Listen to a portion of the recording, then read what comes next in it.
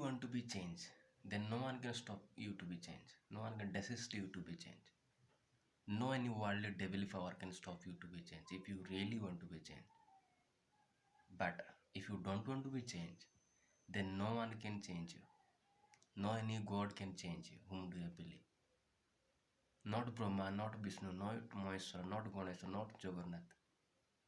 Even not Jesus can change you if you don't want to be change yourself first. You must know this truth. You must know this reality.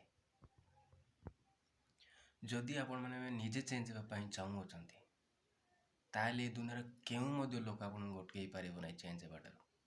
ଏ ଦୁନିଆର କୌଣସି ଶୈତାନର ଶକ୍ତି ମଧ୍ୟ ଆପଣମାନଙ୍କୁ change ହେବାଠାରୁ ଅଟକାଇ ପାରିବ ନାହିଁ।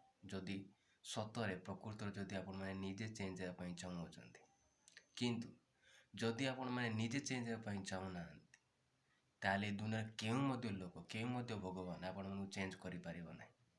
ବ୍ରହ୍ମା ହଉ, ବିଷ୍ଣୁ ହଉ, ମହେଶ୍ୱର ହଉ, ଗଣେଶ ହଉ, ଜଗନ୍ନାଥ, ଇଭେନ୍ ଯୀଶୁ ସ୍ୱୟଂ ପରମେଶ୍ୱର ସ୍ୱୟଂ ଯୀଶୁ ମଧ୍ୟ ଆପଣମାନଙ୍କୁ ଚେଞ୍ଜ କରିବ ନାହିଁ ଯଦି ଆପଣମାନେ ନିଜେ ପ୍ରଥମେ ଚେଞ୍ଜ ହେବା ପାଇଁ ଚାହୁଁନାହାନ୍ତି। ଏହି ସତ୍ୟ କଥାକୁ ଜାଣି ରଖନ୍ତୁ।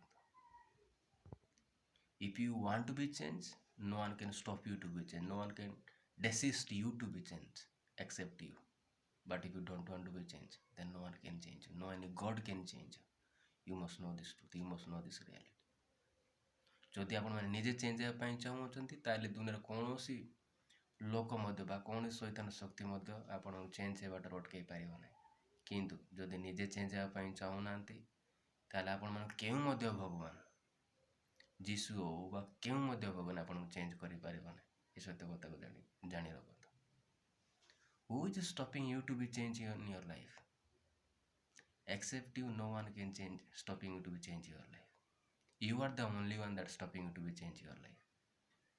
କିଏ ଆପଣମାନଙ୍କୁ ଚେଞ୍ଜ ହେବାଠାରୁ ଅଟକାଉଛନ୍ତି? ଆପଣମାନେ ନିଜେ